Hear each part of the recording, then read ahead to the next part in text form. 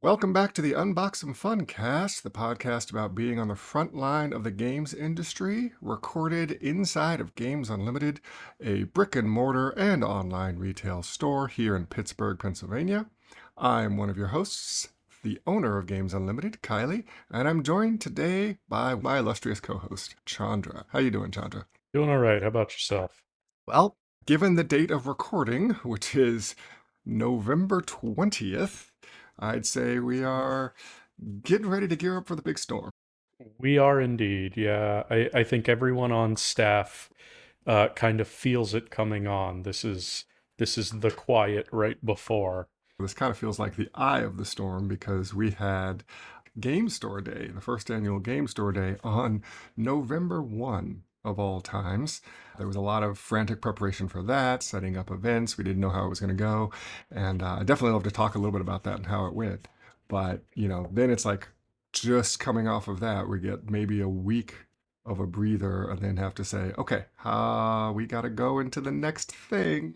Yeah, and we had just done some Halloween stuff right before that. So, it really was kind of a 1-2 punch. And then, as you say, just the tiny sliver of a breather. And we're right back in it for the holiday season, which, if all goes well, will be ridiculously busy. A lot of times if you're working for someone else, if you're working in a corporate job and they're like, oh, it's crunch time, we got to get things done, it's like, too busy, I need a day off, I don't want to do this. And for us it's like, we're crazy busy, but that means the money's rolling in, that means people are coming in, that Yeah. means we're doing our job. It's tiring but exciting and energizing, and helps keep food on the table. Yeah, it is the paradox. You want some slow days for yourself personally every now and again, but there's also this background anxiety when you have several slow days in a row that, oh God, has the shoe dropped? Are we dead? Which is irrational and absurd. But whenever you actually are concerned about the business as a business, and especially concerned about everyone else's paycheck, that irrational concern is kind of bound to arise. That was something I did want to bring up, which is what are our anxieties this time of year? And I suspect that yours and mine are different given the different roles that we play at the store. But That- having one bad day, how does that affect you? What does it do? I know I talk to a lot of business owners, not just game store retailers, but other business owners, and they'll talk about having a profitable month, right? So, like looking at the month, I'll compare March's sales in 2025 to March's sales in 2024 to see if sales are going up, the overall, rise, keeping up with inflation and things. But profitability is actually associated with, sales minus expenses, but in particular minus your cost of goods sold. And for us, that can vary greatly because we're not necessarily buying stuff and then selling through that particular inventory within a week, within a time frame that makes looking at it monthly meaningful. We may have a very unprofitable March because we had the opportunity to buy a year's worth supply of some game that we're clearly not going to sell all of that in March. And then we may have a ridiculously profitable July because we didn't have to buy a lot of stuff. We were selling all the things that we had stocked up with earlier in the year. Um, so for that reason, like I try, I'm not always successful, but I try to really look at things as a year. I'm looking at the profitability for the year. I want to compare 2025 as a whole to 2024, just because there are just so many things that are going to bleed over from day to day, week to week, month to month. The One of the things that creates all this anxiety is that in a lot of businesses, small businesses, retail, and ours is no exception, the actual moving into profitability for the year doesn't happen until the holiday season. In fact, yeah. I've heard several apocryphal stories of the meaning of Black Friday. I haven't gotten a clear, Snopes.com. What's the actual, where does that term come from? Um, but the one that I like is that businesses call Black Friday because that is the day that they go in the black for the first time for the year. Meaning, when I look at the profit and loss statement, all the expenditures plus all the money coming in, there's a net positive. We're no longer in the red, we're in the black. That's always been true here at Games Unlimited. But that is a source of anxiety when you're looking at the big picture. Obviously, you can't run a business if you don't have the war chest to allow you to run in the red for most of the year, right? So at the end of 2024, I don't go, ooh, look at all that profit. Cool. I'm going to go take it and buy myself a new car. Most of that profit stays in the bank account to be operating expenses for the following year so that technically for the year starting January 1, we are in the red, but I've got the money to allow us to do that sort of thing. Yeah. It's been interesting for me, and I know Dan, our other manager, really loves getting into the weeds with numbers. The more he and I have been looking at the numbers over the past several years now at the store, the more I think we are sharing your anxieties on that level of things. Although, at least for me, I can't speak for Dan on this, but those of us in the manager role who are a lot more front of store on a daily basis, a lot of what we're looking at is, you know, we are experiencing foot traffic. We are experiencing number of transactions. We're experiencing interactions with customers. How many customers are we individually speaking with in a day and helping to guide around the store in a day? On any given day, how many people did I interact with? Gives me a little bit of a sense of what the level of excitement is for holiday shopping. How many people come in and tell me, oh, I'm doing Christmas shopping, I'm picking up Hanukkah gifts. So a lot of the time, that's my focus. And that doesn't change really month to month or season to season for me. Obviously, I want to see a lot more people in starting around Thanksgiving and going straight through Christmas and New Year's. But the whole year long, that's what I have my eye on to kind of judge a day or a week. Because that's the other thing, right? You talk about looking at months and you talk about looking at years when you're looking at numbers. When you're talking about on the ground, front of store experience, looking at numbers is less useful because you might have a day that looks slow in isolation, but you still helped a lot of people that day. And then the following day, you might do three massive transactions that make up the sales for the whole day, but you don't feel like you did much. So it's a very different lens, I think. In the holiday season, of course, we tend to see those two things line up. We tend to see them merge back together for a month and a half or so, where suddenly we have huge foot traffic. We have a ton of people walking into the store that we're helping out all day, every day for that month and a half. And then if you look at the numbers coincide with what you expect to see from having that many people in the store, because most people in the store are making larger transactions than they might be apt to make the rest of the year. So I don't know if that even really answers the question. It's just more um, having to balance these two things in your head during this season when the rest of the year you can get by looking at one or the other of them.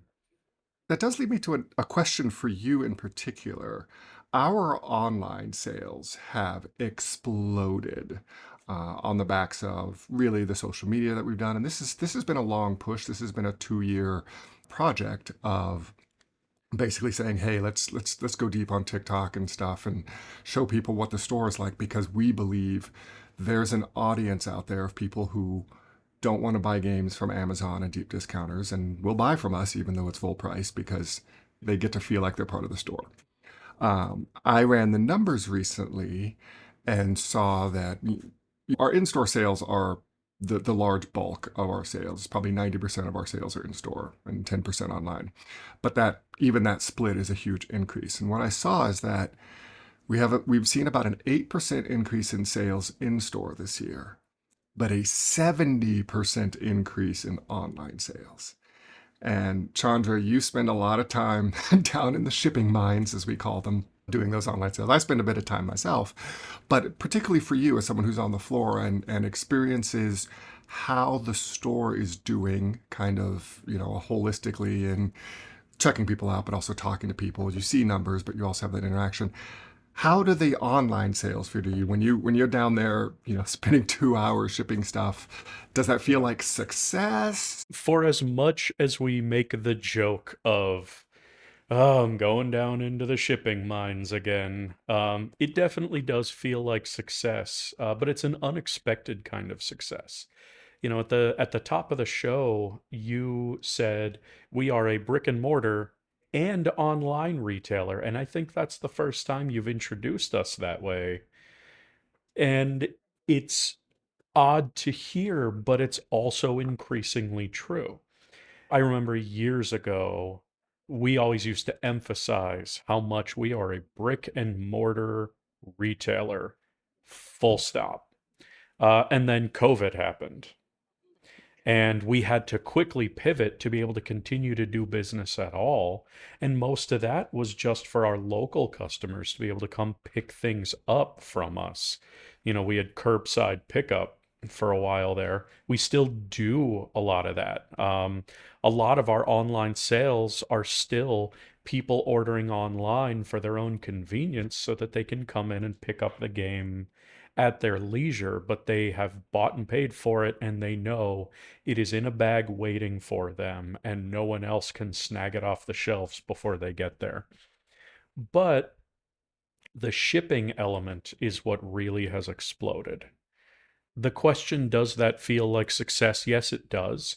And a big part of that is the social media side of it, where you can tell. You and I were just looking at an example of this the other day. You can tell when someone's shipping order has been at least partly inspired by a video we recently put out. And it's cool that they're buying the thing from us, but for me, what's even cooler is knowing that people are actually watching our stuff and that they're enjoying it to the point where it's influencing the games they're interested in picking up. It's really cool to be able to see that in real time. Put out a video, a day or two later, we get a couple orders for things we covered in that video, and we can see the direct through line and know that, much like getting a comment or a bucket full of likes on the video, this is another way for people to show engagement. And I think it speaks to our overall philosophy with our social media and with our online presence in general, that we are trying to be a friendly local game store at a distance for people who have a need for that. You watch our videos and that's us. Like, yeah, sometimes we play things up a little bit, but really that is us. We don't script them out. We just say, okay, these are three things I want to talk about in this video. How are we going to start it? Okay, great, let's go. And then it's just us on camera. And I think people feel that. I think people get the sense that if I'm excited about something, excited enough to make an idiot out of myself on a video that I know is going on the internet, then that's probably a pretty good game, or at least it's interesting enough that they want to take a chance on it. There's a certain connotation of an online game store. And that connotation is deep discounter, kind of faceless, moving in volume. Um, but there are other types. I can allow myself to say, yes, we are also an online store because Frankly, we're an online store with a personality. Even if we're selling online and marketing things online, the fact that we're also day in and day out dealing with physical people in a physical location is going to change our energy and going to change our aura and, frankly, going to change the things that we sell and the products we're excited about. You know, I can't imagine if we were purely online. Obviously, we're going to look and say, "Oh, this is hot. Let's bring that in and sell it." Maybe we play it with our friends and family and are excited about it, but there's something about introducing a game to people here in the store and seeing if that excitement still holds. That's really going to tell us, yes, this is a game we want to push. We're pushing it not just because we know it's already got some marketing bits behind it and people are just going to come to us and buy it as cheap as possible. It's actually fun and it's good. And we've experienced that with strangers who didn't know what the game was until we showed it to them. Speaking of making an idiot of ourselves, do you want to tell the people how Gamester Day went? Yeah, so I don't usually work Saturdays, but I came in I came in for a little bit just to be present there, soak in the energy a little bit, and also see how things seem to be going business-wise. And I have to say, I came in pretty early in the day and I was already pretty impressed with the energy I saw in the store compared to the photos that I saw from later in the day, where it was a veritable sea of humanity filling up a significant portion of the store. So, on the level of participation, on the level of people coming in and people getting excited and people having a good time, my read on it is that it was quite a good success. I'll let you talk about the numbers themselves because I think, we talked about our expectations for Game Store Day going in, and you and I were looking through very different lenses right from the start, which I think is a good thing. You need different people to be keeping an eye on different aspects of a thing because I think you also need to have different points of view of what makes an event a good event versus an unsuccessful one. It can be a good event through one lens and a total flop through another lens, and both of those can be true. You just have to take both of them into account moving into the future when you're thinking about a similar kind of event. On the level, again, of just pure excitement, of people being there, people getting into it, people feeling part of the store, I think it went really well. We had people for a couple weeks now afterward saying they had a really good time. We got some, we got some constructive criticism on a few things as well, which is great. I like that our customers feel like they can bring those things to us because then we can say, okay, yeah, lesson learned. How can we do that better next time? And that's way better than having a customer base who doesn't feel like they can bring these things to us and just says, well, I'm just not going to go again. I'm not going to do that again. I think we did a really good job of it for the first annual Game Store Day. And we also took away a number of lessons to make anything of that sort even better and even more fun in the future. So, what do you think about the numbers part? Going in, I think we talked about this in the episode leading up to it about events. I was cautiously, sort of conservatively looking to say, from a numbers perspective, this will be successful if we do double a normal Saturday.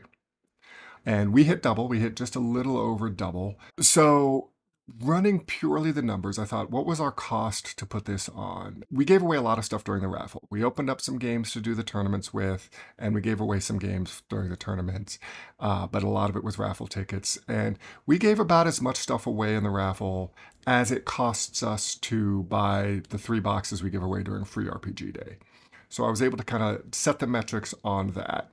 That's how much we spent. How much extra did we do? Now, Free RPG Day, we really do maybe 40 to 50% above a general Saturday in June.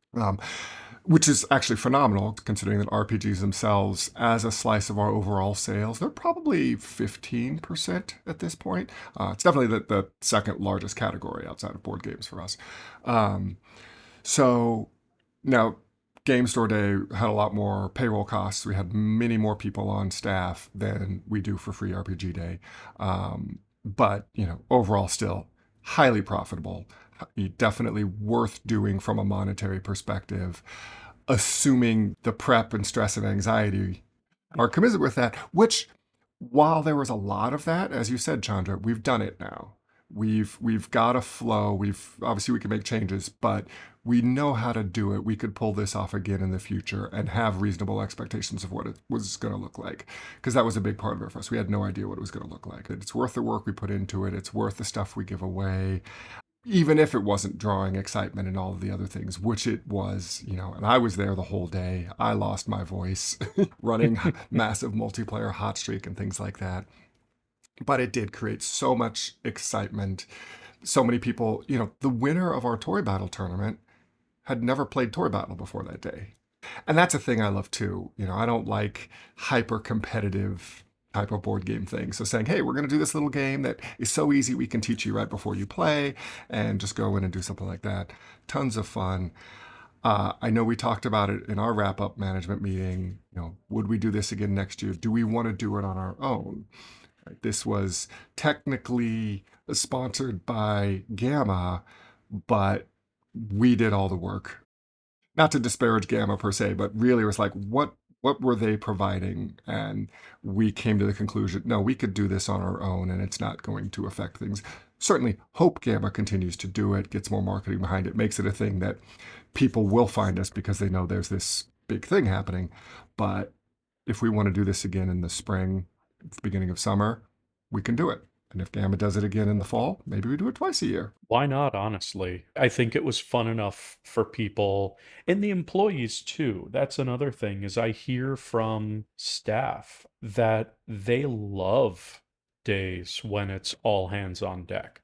Because a lot of us don't get to work with each other very much except for occasional fill-in shifts that make us overlap. Someone calls off, I've got to fill in on a weekend, and hey, now I get to work with Gwen, or whatever it is.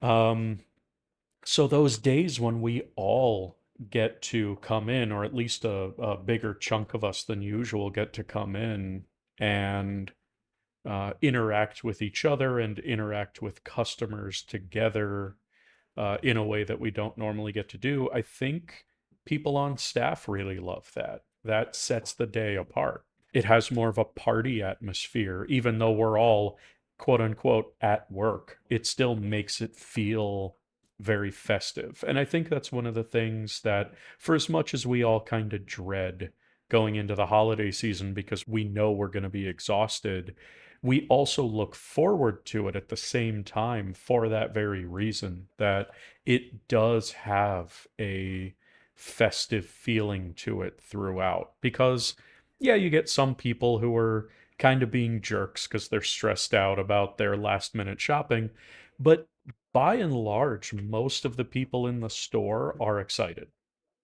Most of the people in the store are excited for the upcoming holiday, whatever their upcoming holiday is, to spend time with their family. And they're excited about the games they're buying to play with their family over the holidays.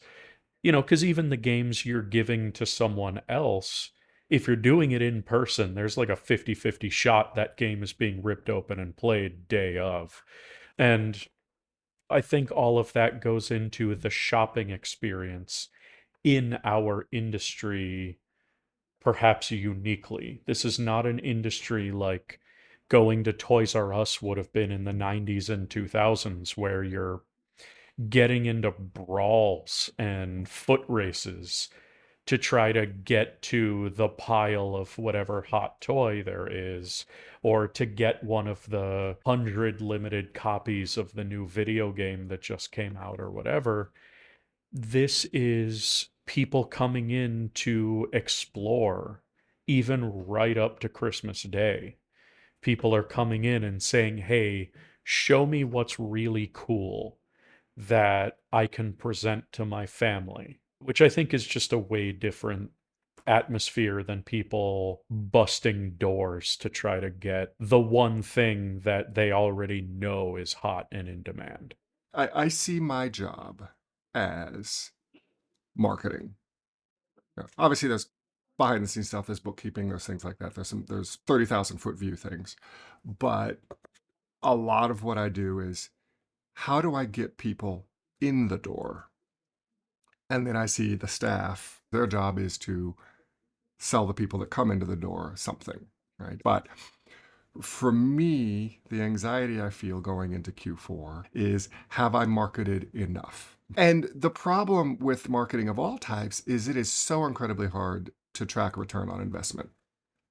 You throw money or ideas or things at the wall, and you can't even tell if it sticks. You're just throwing it at the wall and then looking weeks later and saying, "Hey, we sold stuff." You know, we focus on things like views, social media views and reach because, well, that's a metric we can see. Does it actually turn into anything at the end of the day? I don't know. I was mentioning during our management meeting yesterday, I had just posted a social media video about stocking stuffers. And I had said, Agent Avenue, great stocking stuffer this year. It's been less than 24 hours since I posted that video, and we've sold 8 copies of that game, right?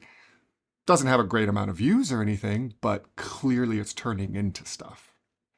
But it's rare to have that kind of direct thing. So what's keeping me up at night is just, should I be posting another video? Do I need to be putting more signs out? How do I get the word out that this is what we're doing? And I feel this way every single year. It's always, are people going to know about it? Are they not going to show up this time? And I've been doing this for 15 years. They show up every time. But that doesn't actually help assuage the anxieties. That kind of brings my head around to the elephant in the room. This year is a bit different. My anxiety levels have been higher all year long. And that has, frankly, all to do with tariffs, with the economy in general. We are somewhat fortunate to live in one of the states of the Union here in Pennsylvania that has been hit a bit more softly than a lot of other places, but people here still feel it. And from our position here in this particular business, the numbers look pretty darn good right now heading into the holidays. But whenever you have so much economic uncertainty, whenever you have so many factors hitting the pocketbooks and bank accounts of families, um, there's always that thing in your head that says, when is the train going to stop? Numbers look great for us right now, but there's this little voice in the back of my head that is wondering, does it die down for the holidays? Do people decide to cut back for the holidays this year? Um, and maybe they do, maybe they don't. This is not a point of certainty for me, and that's where the anxiety comes from. If it were a point of certainty, we could say, okay, well then we plan differently and mitigate it somewhat. But because we have no idea what's actually coming down the pike, all we can do is plan the way we would plan for any other holiday season with similar looking numbers heading into it. And you know, hope hope that it works out for us. And that's the thing too. That's what feeds into my own anxieties. If the economic uncertainty makes people buy less this holiday season, uh, and so we do less, maybe December is actually down from last year, December. I don't know whether that's the economy or I didn't market well enough or I didn't do all these other things. You do get a better sense if you talk to the other businesses nearby you, talk to other retail stores, other game store retailers and see what their general trends are. That can help you figure out. But yeah, a lot of being in business is not knowing what is actually due to you and what you've done, good or bad, and what's just going to happen anyway. I know several game stores who have already surpassed their 2024 numbers. Now, a large part of that has to do with these are stores that heavily do collectible card games, and the collectible card game scene this year has been nuts. High profile releases of Magic products, Pokemon products, and that just do ridiculously better than anyone anticipated, right? Um, and those can't be accounted for. I mean, if I don't know what it's like to run a store that does a significant amount of business in CCGs, but I know there is a lot of okay, what's coming, what's the next Magic release? Do we anticipate it's going to be good or bad? How does that all come out in the wash? When I'm looking at a year in my store, I feel like that year has a lot to do with what we did, what we chose to bring in, etc. If a significant portion of your business actually has to do with a product that someone else is making, whether, say, Wizards of the Coast knocked one out of the park this year or published a whole bunch of fallen empires, you can't control for that, right? And that's part of why stores say we got to diversify, we got to do other things. But it does sound like for a lot of game stores, this year is a banner year on the backs of a lot of releases like that. Um, and that's great. That's one of those things that's going to pad you if the holidays end up not being great for whatever reason. But I'm with you, Chandra. I don't know. I worry that this year has been so good, and particularly this past month has been so good because people are buying early. It's great they're buying early, but that means when I look at December and say, well, December should do this, maybe it's going to do less because those sales already happened. We just don't know. Who knows until it happens. And that's always the greatest anxiety. It's a less horror story ready version of the fear of the unknown. We're going to feel this every single year for as long as we're around. That's the fact of it, regardless of what, extraneous political and economic stuff is going on. Yep. Every single year, every single year. Given that we are about to hit the busy season, we don't really have room in our schedule to continue to record the Unbox and Funcast. As much fun as it is for us, we got to focus our efforts elsewhere. So this is going to be our final episode of season one. We will be back. But we figured, this is a good time to stop. This episode's going to post just before Thanksgiving, and then we're into December. So hoping to come back maybe in January. We'll see. We'll see how we're feeling. But we do have a lot of cool ideas of shows that we want to do next season on the Unbox and Funcast. What are some of the things you're excited to talk about next year, Chandra? I'm actually really excited to go over how the holiday season went. Truly. Because that's something we do every year privately. But I think that's a fun thing to get to share with the world because we talk about being on the front lines of the games industry, and we have spoken in the past about what that means to us and why we do this podcast in the first place. And I think debriefing after the holiday season will be a huge bullet point for us as far as fulfilling that mission, giving people a real inside view. And I actually think that's going to be fun no matter what happens, to be able to break it down for everyone and say, here's what went well, here's what went not so well, here's why we think it went that way. We are going to try to have more guests. And that's something I want listeners to know about because, hey, if you know someone that you think would be a really great guest for us, by all means, shout them out, get them in touch. We would love to speak with other retailers who have very different experience from ours. We would love to speak with publishers, maybe some designers. I think that is going to be a really cool thing we have on the docket, getting different angles and viewpoints on the industry and on the retail side of the industry. How do publishers and designers look at us retailers? We want to find that out. We also want you, the listener, to find that out along with us because that's education. That's a fun conversation to have. We want to find out where we're wrong in how Oh, we yeah. think publishers are doing things. La- Absolutely. Last episode, I talked about my experience at cons, and I have assumptions about how publishers view cons and selling there. But till we can get stuff straight from the horse's mouth, yeah. So, yeah, I already have several publishers that I've spoken to that are like, "Yep, would love to come on and have a chat." Retailers too, and particularly, you know, since this is about the front line, about retail stores, I think having a lot of different types of retailers on will be good, and hearing what their experience is like, how it differs from ours. We're just one perspective. Really diving into what crowdfunding means for a game store will be a great episode. Um, and actually, one I'm excited on. I can start pulling the numbers on this once 2025 is wrapped up. Taking a real deep dive on where every penny of a game sale actually goes, right? You buy a $60 game from Games Unlimited. Well, how much of that money went to paying the publisher or distributor for that game? How much of that money went to the electricity for the building and the rent? How much of that went to payroll? There's so many different things that get broken down, just to really see this is where all that money actually goes and how much ends up as profit. That's, I think, going to be super fascinating. I haven't done that exercise in a long time, so I'm looking forward to that.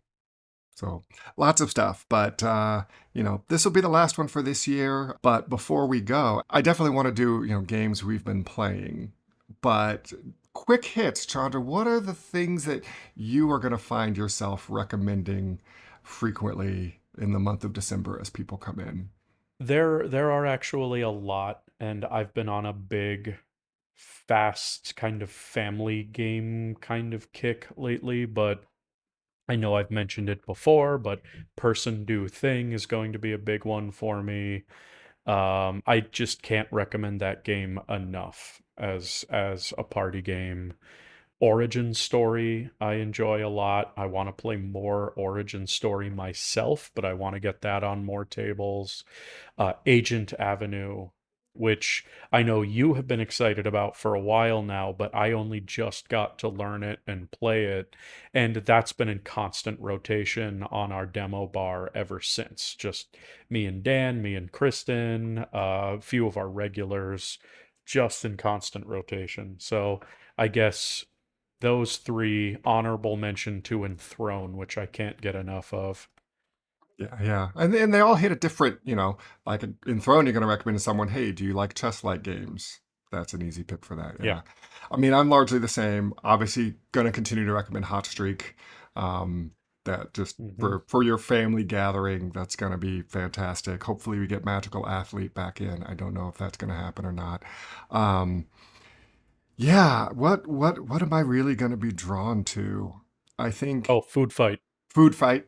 Yep, it's a great one. Food Fight. Gotta throw Food Fight. I mean, honestly, that whole magenta line, I don't know if that speaks to more the collector's mentality, but I love to be able to say, hey, there's this line of games. That happened actually yesterday. A customer had come in and said they really had been having fun with Figment for a youth group actually. And I said, well, you're already into that line. Let me show you some other games in that line. Of course, they picked up Food Fight. Um, so I like having that to really focus on.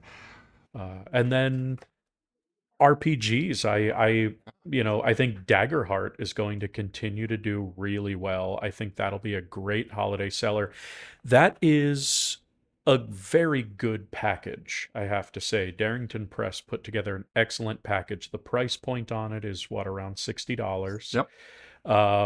So it's already only $10 more than a single one of the three D&D books you need to play that friggin' game. But you have your whole core rule set in there. You have cards in this very nice sort of slipcase style box set. That's such a good package for an RPG, for a nice big budget, full color hardcover RPG. So even if it's, I haven't played it yet myself, but I have to say it's one of the first like huge name RPGs to come out in a while. I'm actually interested in trying over and against my usual small press indie fare. Yeah. And I will say, I have grown to really appreciate cards, spell cards, and action cards in an RPG. Playing D&D with my family, with my kids, from the time they were really like 7 and 9, it's super helpful for them to just have cards and say, like, what can you do? Look, you are a druid and you have these 3 spells, because that open-ended nature of, hey, do whatever you want. And they're like, well, what spells can I do? Just being able to look down at a card and say, I have this. And yes, here's all the technical parts of what it could do, but just having a visual, like, oh yes, grasping vines. Well, what do you want? Tell me what you want to do with that. I'll come up with the mechanics behind it, just to give you a lead off point. And so that the fact that Daggerheart comes with that already, it's not a separate add-on purchase, I think really makes getting into something like that a lot easier. We should talk about a game we've loved that we've been playing. I'm gonna let you go first this time, but I don't think I'm gonna grab whatever game you're gonna talk about anyway, and I doubt you're gonna talk about mine. I'm sure I won't talk about yours, but I am going to talk. I know I already mentioned the thing, but I have to say Agent Avenue. It is so clever. It is so clever, everyone. This is a game. It has a simple mode and an advanced mode. The advanced mode adds in special rule breaking powers. But I gotta tell you, I love the basic mode. I think the basic game without those special abilities is such an elegant skill based game where the person who wins that game is straight up the person who was better able to adapt on the fly and who was better able to read their opponent and force their opponent's hand. It is pure skill, that game. Uh, Plays super fast. I mean, that is a 5 minute game once you know how it plays. It's the kind of game you're going to play over and over and over again in a sitting. Um, I can't speak highly enough of it. Just an amazing little two-player game where your tactics matter every single time. I'll be real quick. Yomi 2 came out. Anyone who knows me knows that I have a deep history with Yomi. This is a fighting, basically Street Fighter, the card game. There have been Street Fighter, the card games officially in the past, but Yomi was like the first. I'm an old school fighting game fan who no longer has the manual dexterity to keep up with what's really going on in the scene, and was never had the patience to like really practice hard enough to be a high level tournament player. But the idea behind a fighting game in a card game form that's just reading the opponent, building up combos. Yomi itself uses a very basic rock, paper, scissors approach. Both players are going to play a card face down. It's either an attack or a block or a throw. Attacks beat throws, blocks beat attacks, throws beat blocks. Depending on your character, you have different combo possibilities. Anyway, Yomi goes back almost 15 years. I loved it then. Other card games have come out. Guilty Gear being the one I think is like chef's kiss to Guilty Gear once you get into that one. But Serlin has put out Yomi 2. Massive overhaul to the game. I'm absolutely loving it. Can't wait to play more. It looks totally different. Totally It different. really is. And it's one of those games you can look at, when you know the first one and you know the history behind it, you can look at it and say, I see where they fixed problems, or where they saw where there were small points where your decision space was less than it needs to be. Let's overhaul the game to change that. Not just make minor tweaks. It's like once we can go back to the drawing board and say everything is on the table to change, they were able to do that, and it's super cool. We've just got 10 characters so far. There's another 10 characters coming out next year. Yeah, never been a commercial success, I will say, and I don't think this is going to be a commercial success for us. But we've all got our passion projects, and I'll definitely keep a copy of the starter set for Yomi behind the demo bar. And anyone that expresses interest, I'm going to step up and say, hey, let's play this game. All right. that'll do it for us for the first season of the Unbox and Funcast. Really appreciate you all listening and getting some insight on the front lines of the games industry. You can always write to us, sales@gamesunl.com. Join our Discord if you go to our website, gamesunl.com. There's links to our Discord. We've got an entire channel devoted to the Unbox and Funcast. We'd love to get your questions, get your comments, continue the conversation there. Until then, we will try to survive Q4 as best we can. See you in the new year, everyone. Yep. See you in the new year. Take care. Go unbox some fun.